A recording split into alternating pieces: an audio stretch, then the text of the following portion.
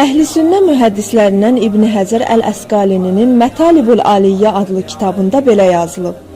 İshak dedi ki, Əbu Əmr mənə Kəsir ibn Ziyaddan, o Muhammed ibn Ömərdən, o atası Ömər ibn Əlidən, o da Əli ibn Əbu Talibdən xəbər verdi. Dedi ki, Rəsulallah Qədirxumda mənim əlimdən tutdu və dedi, Allah Taala'nın sizin Rəbbiniz olduğuna şahidlik edirsinizmi? Dedilər ki, bəli ya Rəsulallah. Rəsulallah dedi, Allah və Rəsulunun sizlərə öz nəfslərinizdən daha övla olduğuna və Allah və Rəsulunun sizin vəliniz olduğuna şahidlik edirsinizmi? Dedilər ki, bəli ya Rəsulallah. Rəsulallah belə buyurdu, Allah və Rəsulu kimin mövlasıdırsa, bu Əli də onun mövlasıdır. Və mən sizə 2 əmanət buraxıram ki, onlara sarıldıqca əsla azmayacaqsınız. Allah Taala'nın kitabı və itirətim Əhl-i Beytim.